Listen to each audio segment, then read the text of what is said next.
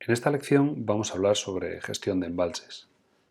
Un embalse no es más que un cuerpo de agua que se genera de forma artificial a través de la construcción de una presa. Este cuerpo de agua tiene las mismas características que podría tener un lago natural, pero la principal diferencia es que un embalse tiene un origen artificial, como ya se ha dicho, en la construcción de un elemento artificial también, que es la presa. Una presa es una construcción artificial que interrumpe el normal discurrir del flujo en un curso natural de agua, que puede ser un arroyo, un río, un torrente, etc. Con la construcción de una presa se pretende alcanzar algún objetivo. Uno podría ser, por ejemplo, el de elevar el nivel del agua del río para poderlo desviar por una conducción. Y entonces estaríamos hablando de una presa de derivación. También se puede construir una presa para dar lugar a la formación de un embalse, es decir, para almacenar agua.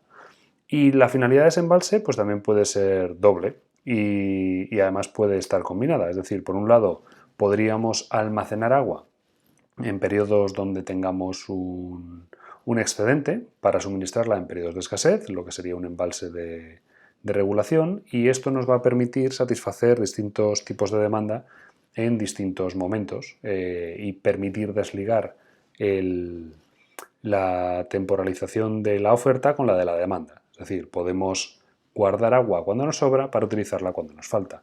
Pero también podemos necesitar crear un embalse para amortiguar las crecidas naturales del río, lo que se llama un embalse de laminación. Es decir, un embalse de laminación lo que actúa es como una especie de retardante que permite acumular el agua de una crecida y aguas abajo del mismo, esa crecida tiene unos picos menores y digamos tiene un efecto menor debido a que hemos conseguido por la vía de la presa acumular el agua y reducir el efecto de la crecida, de la inundación. La construcción de una presa lleva implícita la necesidad de evacuar de manera controlada los caudales excelentes que no tienen cabida en el embalse. Es decir, nosotros una vez que construimos una presa necesitamos algún elemento que nos permita vaciarla cuando ésta se llena. ¿De acuerdo?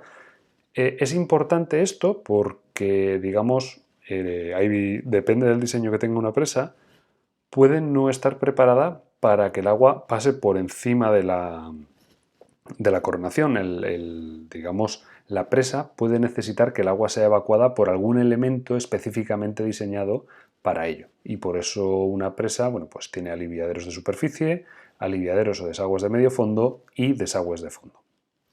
Los efectos que producen los embalses son de distinto tipo. Tienen una grandísima repercusión, tanto económica como social, muy ligada al cumplimiento de los objetivos que ya se han nombrado. También modifican las características del medio natural, que duda cabe, y lo hacen, bueno, pues tanto a nivel físico como a nivel biológico. Y es importante tenerlo en cuenta a la hora de bueno, analizar cuáles son los efectos que pueda crear una presa y un embalse. Y también va a crear nuevas situaciones de riesgo donde antes no existían. En el fondo estamos creando de forma artificial una pared que sostiene una grandísima cantidad de agua y cualquier fallo en esa pared liberaría esa cantidad de agua que antes de la construcción de la presa jamás se podría haber acumulado. Por lo tanto, bueno, pues en la construcción y creación de un embalse hay que tener en cuenta un montón de efectos que pueden ocurrir y es muy importante tenerlos controlados y cuantificados. Como hemos visto, el embalse surge de la construcción de una presa y realmente, a pesar de que lo que nosotros queremos crear son embalses, no podemos crear estos embalses sin las presas. Por ello, la presa es un elemento siempre importante en los embalses y la gestión, es decir, todo aquello que podemos hacer para modificar el comportamiento de un embalse, pasa por elementos que de una forma u otra acaban dependiendo de la presa. Es por eso que, bueno, dentro de esta lección de gestión de embalses, vamos a estudiar bastantes partes y bastante contenido muy relacionado con las presas. El primero de ellos, bueno, pues las distintas clasificaciones que podemos encontrar. La primera, y parece un poco quizá absurda, ¿no? Pero bueno, en base a sus dimensiones, las presas las separamos en grandes presas y pequeñas presas, principalmente debido al problema técnico en su construcción y esto hace, digamos, que los requerimientos que le vamos a hacer a una presa grande o a una pequeña vayan a ser distintos. También, en base al riesgo potencial que puede derivarse de su rotura, tenemos pues 3 categorías, categoría A, B y C. En base al material de construcción, tenemos presas de fábrica o presas de materiales sueltos, y en función de la localización de los órganos hidráulicos de desagüe, tenemos presas vertedero y presas con aliviadero independizado. Iremos viendo algunos de estos elementos poco a poco a lo largo de la lección y cómo encajan dentro de esta clasificación distintas presas y distintos embalses. Respecto a las categorías de riesgo, bueno, pues la categoría A correspondería a presas cuya rotura o funcionamiento incorrecto puede afectar gravemente a núcleos urbanos o servicios esenciales o producir daños materiales o medioambientales muy importantes. Es decir, las presas de categoría A son aquellas cuyo fallo generaría un mayor nivel de impacto. En la categoría B, bueno, pues tendríamos aquellas presas cuya rotura o funcionamiento incorrecto puede producir daños materiales o medioambientales importantes o afectar a un número reducido de viviendas. Es decir, son aquellas presas que pueden tener un impacto, pero ya bastante más limitado que las de la categoría A. Y en categoría C, bueno, pues estaríamos hablando de aquellas que pueden producir daños, tanto materiales o medioambientales, de moderada importancia y solo incidentalmente pérdidas de vidas humanas, es decir, aquellas que por encontrarse en lugares especialmente alejados de poblaciones y demás, bueno, pues su fallo podría no repercutir en la vida de las personas, con lo cual, digamos, entran dentro de una categoría, pues C, una categoría donde meteríamos aquellas presas que, si bien en todas tenemos que poner atención, igual no requerirían el nivel de detalle en ciertos estudios que sí requerirían aquellas de categoría A.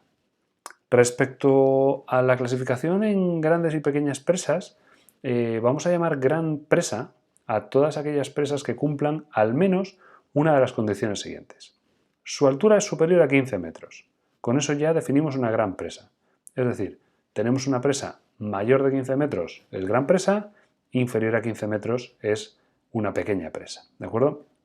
15 metros en números redondos vendría a ser algo así como 5 pisos de altura. Es decir, realmente, aunque no parece mucho cuando uno lo mide en metros, bueno, cuando uno piensa en un edificio de 5 plantas o 4 plantas más la planta baja, bueno, pues cuando se imagina ese tamaño de una pared que está sosteniendo agua detrás, bueno, pues creo que uno puede comprender perfectamente esa definición de gran presa, es decir, de este elemento requiere un análisis muy detallado.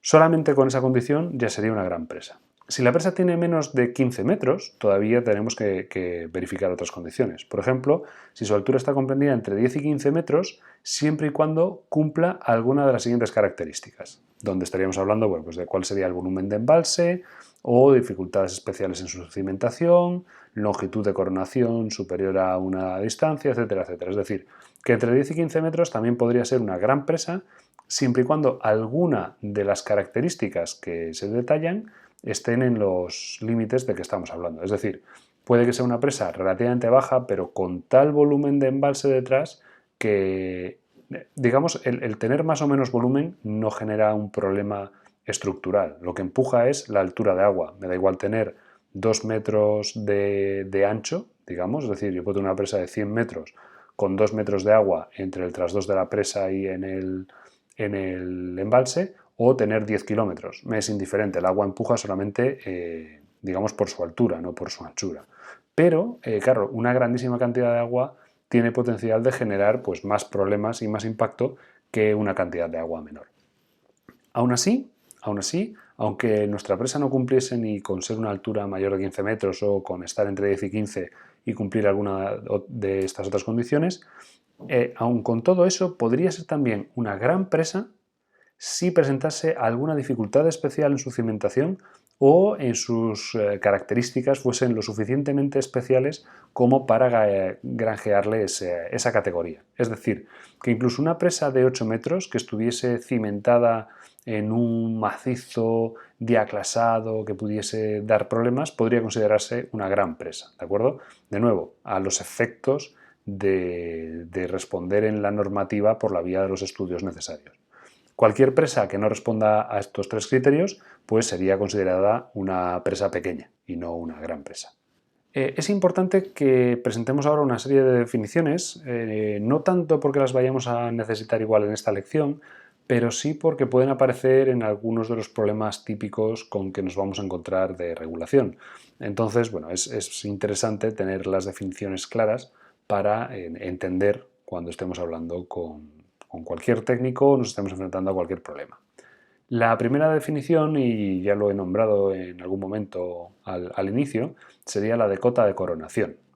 La cota de coronación es la cota más elevada de la estructura resistente de la presa. ¿De acuerdo? Y ahí el apellido de estructura resistente es importante. Las presas pueden tener un montón de elementos, pero no todos ellos son resistentes, es decir, no todos ellos están diseñados para resistir el empuje del agua. De hecho, hay muchas presas que tienen pues, zonas transitables por encima que no están pensadas para que el agua empuje sobre ellas. Entonces, cota de coronación sería la máxima cota de la estructura resistente. La altura de la presa sería la diferencia entre la cota de coronación y la del punto más bajo de la superficie general de cimientos. ¿De acuerdo? Es decir, desde la altura máxima a la altura mínima. Y la altura sobre el cauce sería la diferencia entre la cota de coronación y la del punto más bajo del cauce del río interceptado por el paramento de aguas abajo de la presa. Daos cuenta de que cuando construimos una presa normalmente hay que excavar la cimentación. La presa no se apoya directamente sobre el material del lecho del río, sino que lo que hacemos es una caja donde vamos a excavar y esa caja pues se va a rellenar con el material de cimentación correspondiente. Con lo cual la altura de presa siempre va a ser mayor que la altura sobre el cauce. Luego tenemos una serie de niveles, el nivel máximo normal, el nivel para la avenida de proyecto y el nivel para la avenida extrema. El nivel máximo normal es el máximo nivel que puede alcanzar el agua en el embalse en un régimen normal de explotación.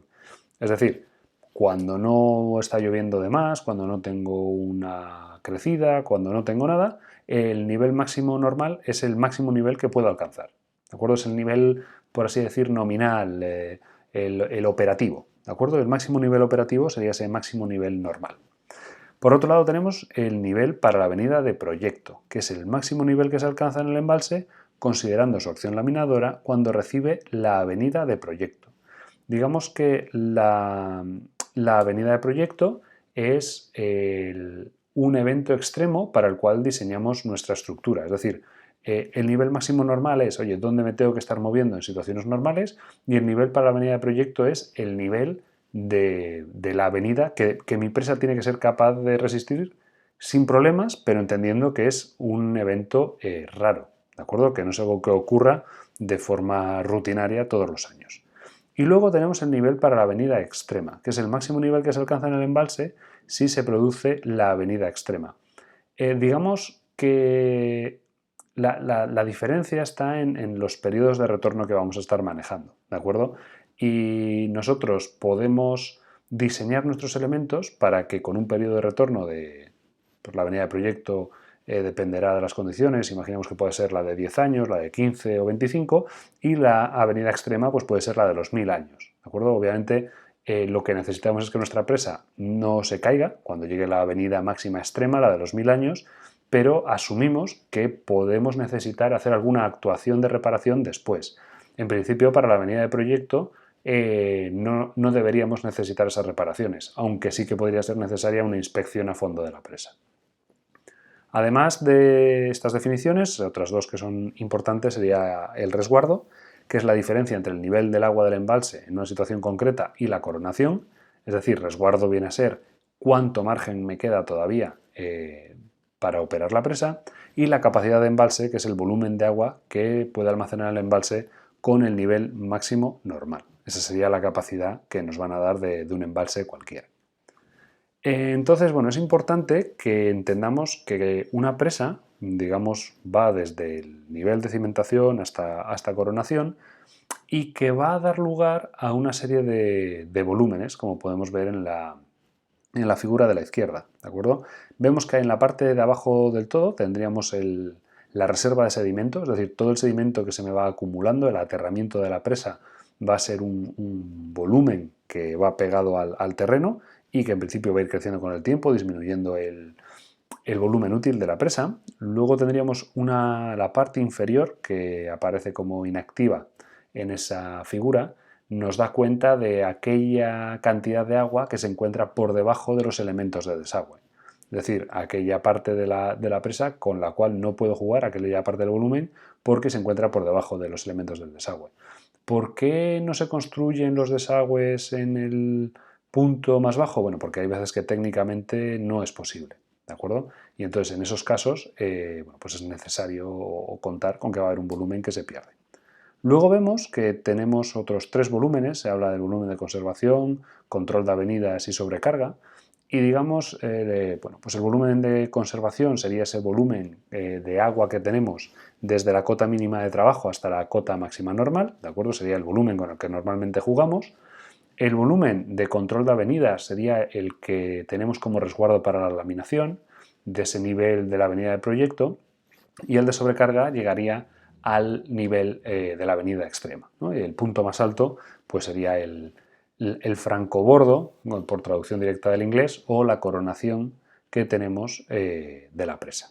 Vamos ahora a hablar de algunas de esas otras clasificaciones que habíamos citado antes, y vamos a hablar concretamente de las presas de fábrica. Cuando hablamos de presas de fábrica, estamos hablando de presas que están constituidas por materiales unidos por un conglomerante que da consistencia al conjunto. Es decir, vamos a tener una serie de elementos que se pegan unos a otros con algo que le da cierta cohesión a la tracción, ¿de acuerdo? Es decir, un pegamento o material. En la actualidad, las presas de fábrica son exclusivamente de hormigón o casi exclusivamente de hormigón, pero existen presas antiguas que eran de mampostería, ¿de acuerdo? Digamos que se ha dejado de utilizar, bueno, pues por muchos motivos. La mampostería pues, es más cara, es menos segura, es más lenta de construir. Entonces, a día de hoy, prácticamente la totalidad de las presas que podáis casi ver van a ser de hormigón. Pero bueno, podríais encontrar alguna presa antigua que aún fuese de mampostería, ¿de acuerdo? Dentro de las presas de fábrica, bueno, pues tenemos de distintos tipos también. Tenemos presas de gravedad, que son aquellas que resisten por gravedad, principalmente porque son macizas y pesan mucho. Y las presas de contrafuertes, que son un tipo de presa de gravedad en la cual aligeramos la masa de la presa disponiendo de unos elementos, los contrafuertes, que van a reforzar la estructura. Luego tenemos presas como las presas de arco y las presas bóveda, que transmiten los empujes al contorno con su forma. Es decir, las presas de gravedad funcionan simplemente pues, por la vía de soy un elemento masivo y muy pesado que no es capaz de mover el agua, mientras que las presas de arco y de bóveda funcionan aplicando bueno, formas inteligentes que desvían el peso hacia el terreno y lo transmiten. Y luego, bueno, pues tendríamos combinaciones como las presas de arco-gravedad o las de bóvedas múltiples, que, bueno, pues no dejan de ser un poco una mezcla entre resisto porque peso mucho y resisto porque tengo una forma que ha sido inteligentemente diseñada. Bueno, aquí podéis ver 2 ejemplos. En el ejemplo de arriba sería una presa de gravedad, ¿de acuerdo? Tenemos un bloque de hormigón que es muy pesado, con dos digamos, caras inclinadas en la misma dirección, o sea, hacia afuera ambas, que dan lugar pues, a esa especie de sección trapezoidal que es la que bueno, pues, caracteriza las presas de gravedad. Y tenéis una foto arriba a la derecha. En el caso inferior, bueno, pues tenemos lo que sería una presa de contrafuertes, que podéis ver el esquemita también abajo a la derecha, en donde lo que hemos hecho ha sido reducir la masa del bloque de gravedad y parte de esa masa lo que le hemos puesto es una serie de contrafuertes, una serie de refuerzos que ayudan a la resistencia. Y tenéis la foto en la izquierda. De hecho, en la izquierda, si os fijáis, lo que tenemos es una parte de la presa que es de contrafuertes y, sin embargo, al fondo podéis ver que hay un arco, ¿de acuerdo? Sería una presa combinada. Normalmente, ¿por qué hacemos esto? Bueno, pues cuando tenemos unas zonas con unas coronaciones muy largas, en este caso concreto, bueno, pues donde está el arco sería la zona por donde iría el río, más encajado, una zona mucho más de valle, mientras que la zona de contrafuertes pues es terreno digamos que estaría por encima del nivel del río y que hemos inundado al elevar el el nivel. En el caso de las presas de arco y de bóveda, bueno, llamamos presas de arco cuando solo tienen curvatura en una dirección, que sería el esquemita que hay arriba a la izquierda, ¿de acuerdo? Y sería la foto del centro, se corresponde con una presa de arco, mientras que si tienen curvatura en dos direcciones, como por ejemplo la foto de arriba a la derecha, sería una presa de bóveda, ¿de acuerdo? La diferencia es, bueno, pues en cómo transmiten las cargas al terreno, pero bueno, son bastante similares.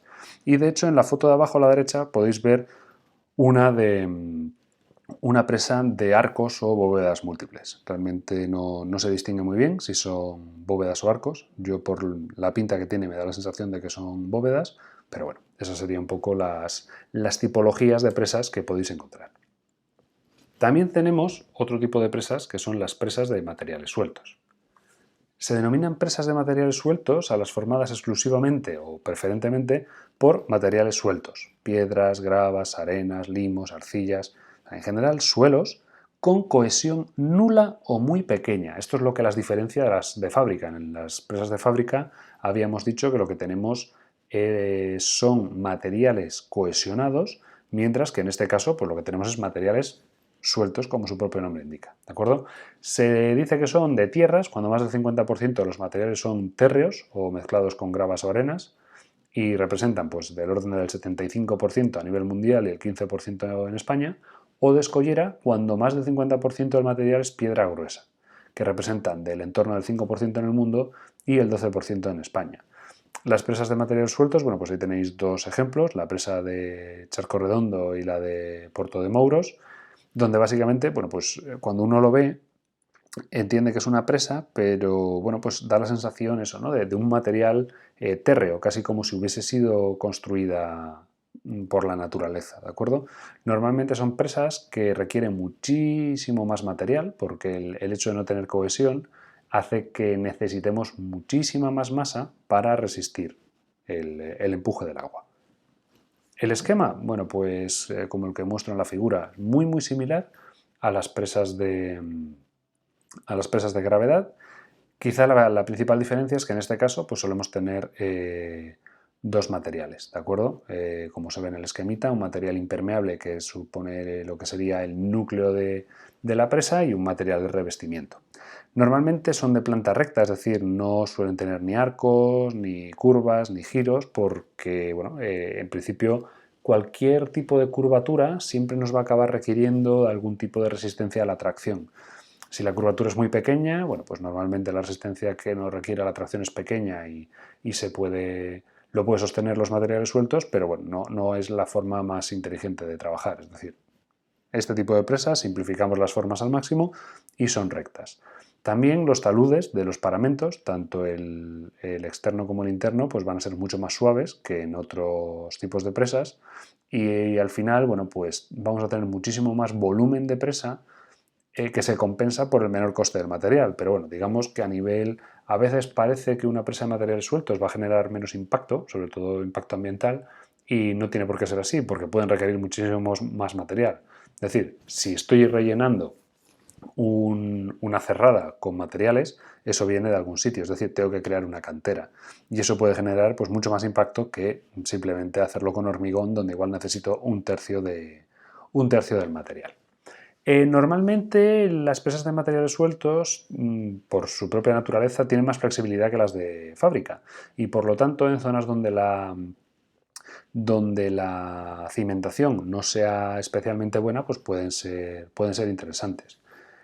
También es cierto que son mucho más frágiles, no suelen admitir el rebase, es decir, si el agua pasa por encima empieza a erosionarlas y se suelen venir abajo y por lo tanto, bueno, pues son presas que tienen requieren de una serie de elementos de desagüe muy bien diseñados y con cierta redundancia. Y luego, bueno, pues es importante también la impermeabilidad del núcleo de la presa porque es lo que constituye realmente lo que le da su funcionamiento a la presa.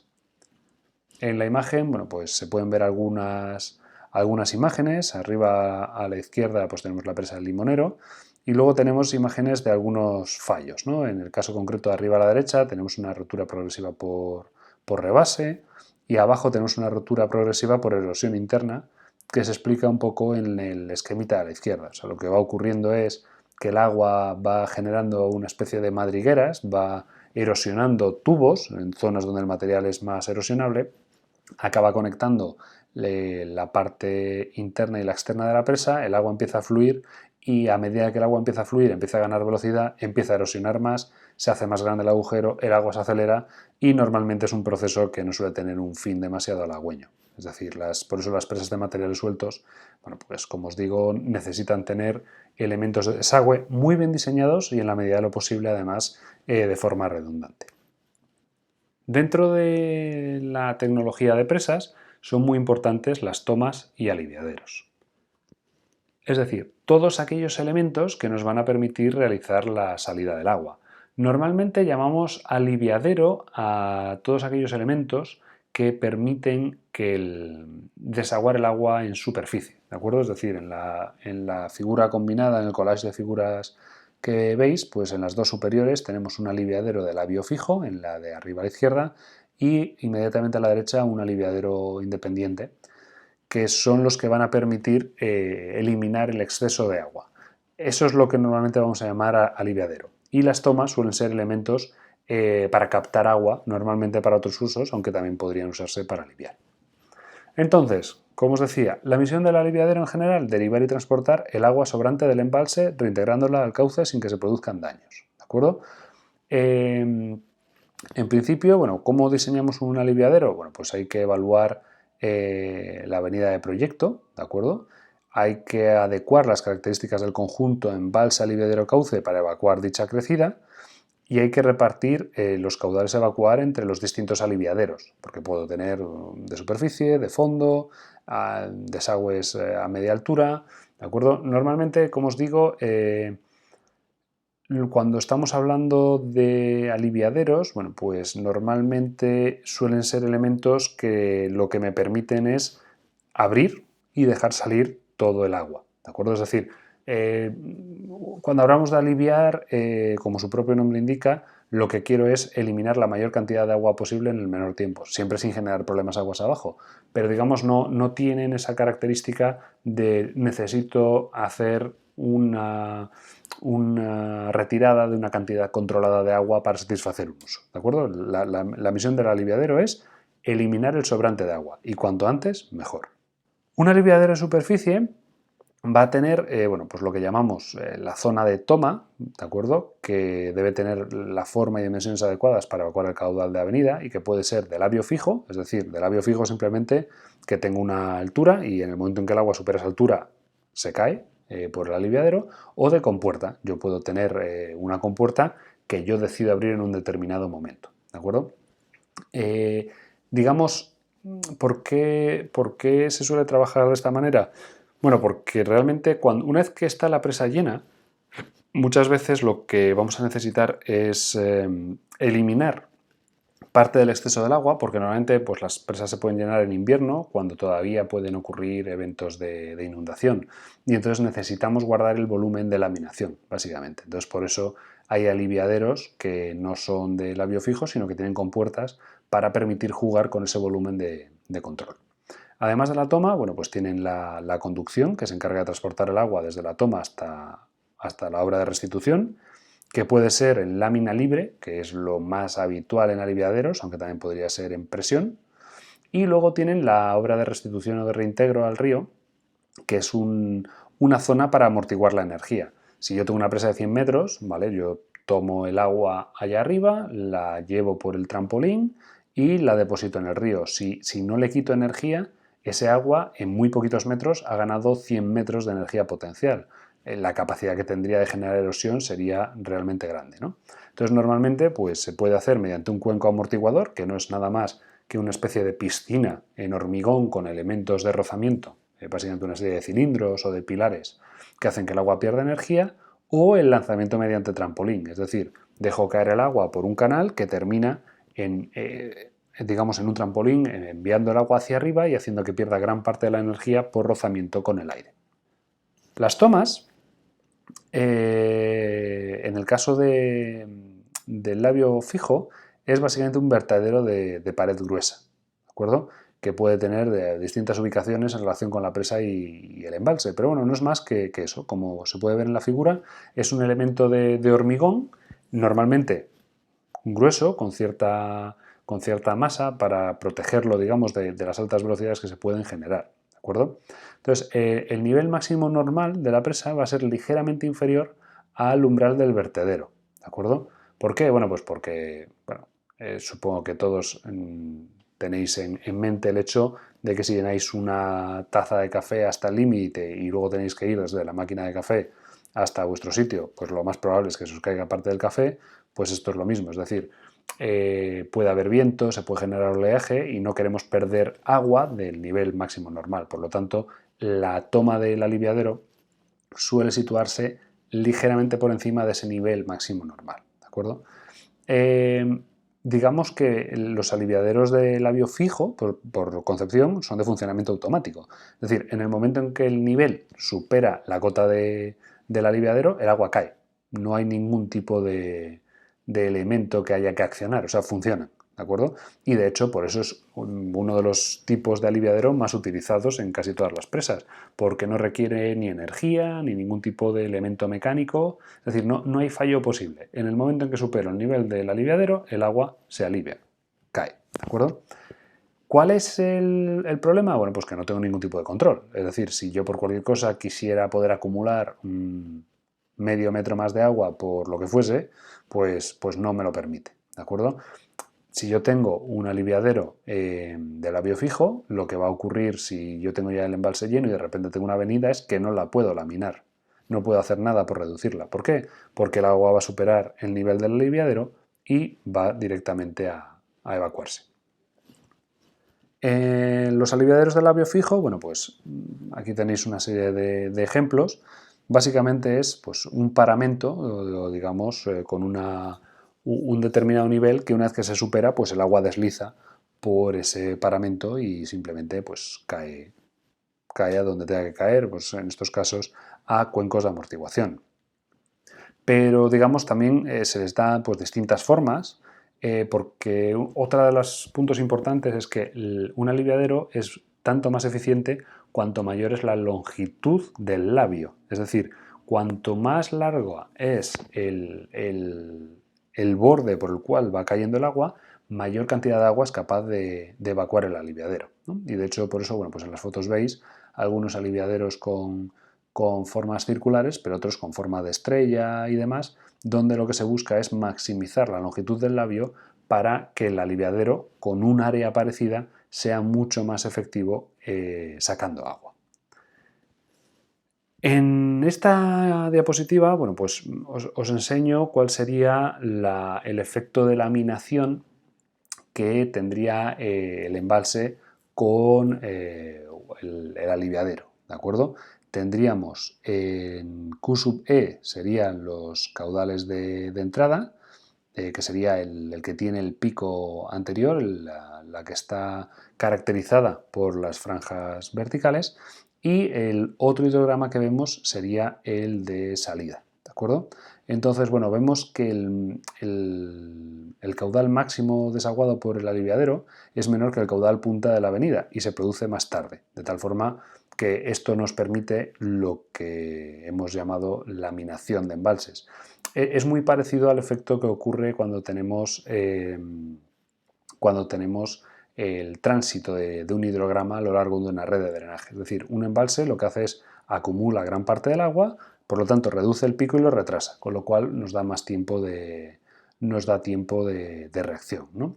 Hasta el instante en el cual se cruzan ambos hidrogramas en T sub m, el volumen excedente se almacena transitoriamente en el embalse, es decir, toda la parte que está entre el caudal de entrada y el de salida, ese volumen rayado verticalmente, es el que se va almacenando en el embalse y luego va a ir saliendo en la parte rayada horizontalmente. Es decir, vamos a hacer una avenida que va a durar más, pero que tiene menor pico, ¿de acuerdo? Con lo cual normalmente es menos destructiva. Entonces, claro, el efecto laminador de un embalse va a ser tanto mayor cuanta menor sea la cantidad de agua que contiene al inicio de una avenida. Cuando hablamos de aliviaderos de compuerta, Bueno, pues hay muchísimas tecnologías, ¿no? Las hay verticales, donde básicamente lo que tengo es un tablero que sube y baja, como se puede ver en la figura. Las hay de tipo Taintor, que básicamente es un segmento cilíndrico circular que gira alrededor de un eje alojado en las pilas adyacentes.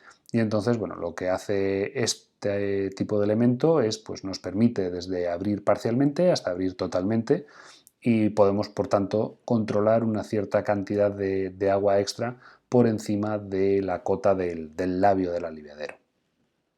También los tenemos de sector, en este caso concreto, bueno, pues se abren bajando y evacuando el agua sobre las mismas y por ello necesitan un hueco en la presa donde alojarse, ¿de acuerdo?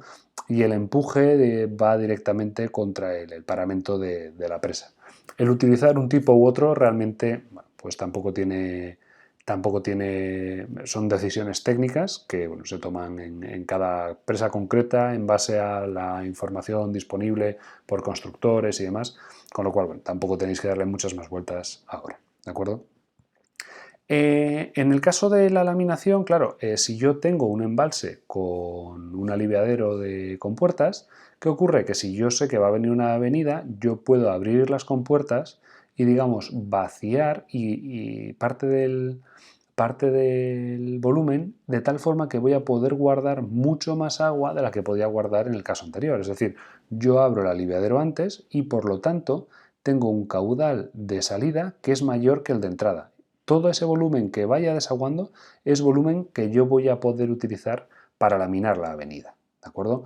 Entonces, bueno, esos son algunos de los motivos por los cuales bueno, pues se puede decidir utilizar un tipo de aliviadero u otro, ¿de acuerdo? Dependiendo de las necesidades que podamos tener de laminación, por ejemplo. La conducción del aliviadero, bueno, pues como hemos dicho, pues puede ser desde un vertido en caída libre hasta una sección en canal separado de la presa, ¿no? Bueno, aquí podríamos ver un poco pues el caso de un canal alto que termina en un trampolín donde cae el agua o simplemente una conducción en tubería que acaba también pues vertiendo al río también en un trampolín. Aquí tenemos algunas imágenes de bueno, los tipos de aliviaderos que nos podríamos encontrar en distintas presas. Respecto a las tomas y desagües de fondo, tenemos un criterio funcional para diferenciar entre unas y otras. Nombramos toma a cualquier elemento que tiene por objetivo extraer agua del embalse para satisfacer una demanda de un determinado uso, abastecimiento, regadío, hidroeléctrico, y que normalmente permite un nivel de precisión en la extracción elevado, y hablamos de desagüe cuando son elementos pues, similares al aliviadero, es decir, cuando están dispuestos y pensados básicamente pues, para reducir el nivel, para desaguar antes de una avenida, para evacuar sedimentos, etc. ¿De acuerdo? Normalmente cuando hablamos de fondo es porque estamos hablando de elementos que están situados en los 2/3 inferiores del embalse, ¿de acuerdo? Y bueno, principalmente eso, desagüe, pensad, sacar agua simplemente sin control, entendiendo por sin control, digamos, o sin medida, mientras que las tomas están pensadas para que nos permitan una capacidad mayor de diferenciar entre unas cantidades de agua y otras. Los desagües de fondo, que son unos elementos pues, muy importantes, cumplen con la misión principal de controlar el nivel del embalse, ¿de acuerdo? Incluso reduciéndolo por debajo de la toma más profunda, es decir, que podríamos vaciar el embalse de tal forma que el agua que quede ni siquiera lo podamos utilizar para responder a los usos, simplemente bueno, pues porque haga falta por un problema en la presa o para temas de laminación o lo que fuese.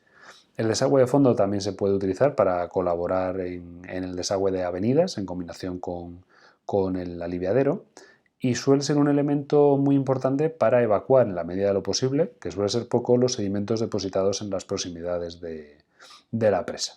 ¿De acuerdo? El desagüe de fondo, bueno, pues normalmente está situado no en el fondo mismo del embalse, pero muy cerquita del fondo. Y no en el fondo mismo del embalse principalmente por la acumulación de sedimentos. Es decir, es un elemento de seguridad de la presa y por tanto tenemos que intentar asegurar que tenga acceso siempre el agua a él. Es decir, que no pueda quedar cubierto por sedimentos y por tanto eliminado su funcionamiento debido precisamente a esa acumulación de material. Además tenemos las tomas de explotación, que normalmente suelen ser profundas, pues por motivos obvios, es decir, porque el último sitio donde nos quedamos sin agua en un embalse es abajo. Por lo tanto, si yo tengo una toma de explotación, que básicamente lo que va a hacer es extraer el agua del embalse para poder suministrar los usos, bueno, pues la quiero poner en un lugar donde tenga agua la mayor cantidad de tiempo posible. Porque, digamos, el fallo que nosotros pudiésemos tener a la hora de satisfacer una demanda podría venir no porque no haya agua en el embalse, sino porque no haya agua en el embalse accesible a la toma correspondiente. ¿De acuerdo? Con lo cual, bueno, normalmente los embalses suelen disponer de tomas a distintos niveles, bueno, pues bien por tema de que necesitemos una calidad concreta para mezclar temperaturas, aunque por ejemplo en las hidroeléctricas normalmente la toma está a una altura dada y listo por simplicidad de esquema y de elementos y por ser, digamos, algo más económico. Aquí podéis ver bueno, pues, distintos tipos de desagües de fondo y desagües a distinta altura y cómo bueno, pues los desagües a distintas alturas pueden acabar conectando con el de fondo, bien a través de elementos construidos dentro de la presa, bien a través de torres de toma que al final tienen bocas que permiten captar agua de distintas elevaciones. Vamos ahora a revisar cuáles son los condicionantes que tenemos para la gestión de los embalses. Los condicionantes fundamentales en la gestión de un embalse van a ser asegurar la seguridad de una presa, reducir los riesgos en funcionamiento normal, los condicionantes ambientales, que van a ser principalmente caudales ecológicos y asegurar la franqueabilidad, pues por ejemplo si tenemos peces que tienen que desovar aguas arriba, pues permitir que eso ocurra, la gestión de sedimentos y la satisfacción de los usos. ¿De acuerdo?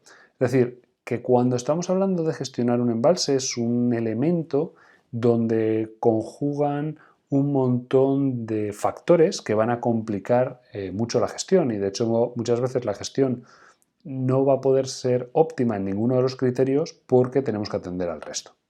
Cuando hablamos de gestionar la seguridad de la presa, bueno, pues digamos, principalmente estamos pensando en evitar la rotura, ¿de acuerdo?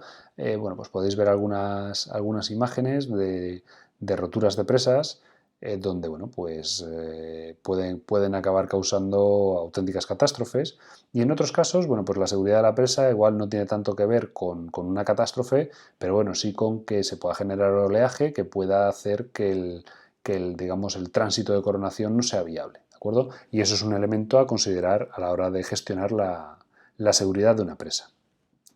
Cuando hablamos de la reducción de riesgos en funcionamiento normal, bueno, pues quiere decir el hecho de asegurar que la presa no cree, por ejemplo, inundaciones peores de las que se hubiesen generado en condiciones naturales, ¿de acuerdo? Eso es a lo que nos referimos. Si nosotros construimos una presa y a partir de ese momento, aguas abajo de la misma, hay peores problemas de inundación, quiere decir que no hemos hecho una gestión adecuada de los riesgos en funcionamiento normal. Y eso tiene que implicar modificar las reglas de operación y de gestión para ser capaces de responder a ese tipo de problemas.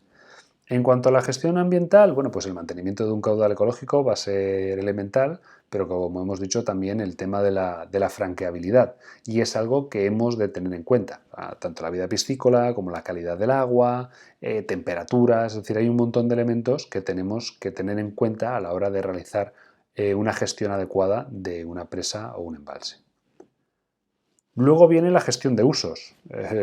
Tenemos todos nuestros usos, el control de inundaciones, la navegación, el abastecimiento de aguas, la energía hidroeléctrica, usos recreativos. Tenemos que ver de qué manera gestionamos y ponemos en concordancia todos esos usos para evitar fricciones y evitar problemas a nivel social, lo cual pues, suele ser complicado. Y luego pues tendríamos, pues, como ya sabemos, ¿no? El control de inundaciones, que nos va a requerir el evacuar agua antes de un evento de avenida para generar esa laminación, lo cual bueno, pues, va a implicar unos caudales incrementados aguas abajo y unos niveles de mantenimiento del embalse. Luego, bueno, pues a nivel abastecimiento vamos a tener una serie de requisitos de dar servicio a las demandas de acuerdo a una serie de compromisos, gestión también de los eventos de sequía y cómo intentar minimizar los impactos. Cuando estamos hablando de energía eléctrica, bueno, pues en ese caso concreto, además, tenemos la distribución de la demanda de energía a lo largo del día que tenemos que tener en cuenta. Es decir, que luego cada uno de los usos concretos va a imponer sus condiciones, ¿no? Pues vemos también, tendríamos los usos recreativos, los de navegación. Bueno, ya hablamos de los usos en el capítulo correspondiente y tampoco quiero ahondar mucho, pero bueno, es importante tener en cuenta que en la gestión de un embalse, bueno, pues en los usos que haya que compatibilizar en el mismo van a definir cuáles son las reglas de operación óptimas en cada caso. Y una de las cosas quizá más importantes a la hora de asegurar la vida de un embalse va a ser la gestión de sedimentos, ¿no? El ver de qué manera podemos evitar acumular sedimentos dentro del embalse o reducir esa acumulación, cómo podemos eliminarlos, etcétera, etcétera. Es otro de los grandes elementos que vamos a tener que tener controlados en un embalse para asegurar una gestión adecuada.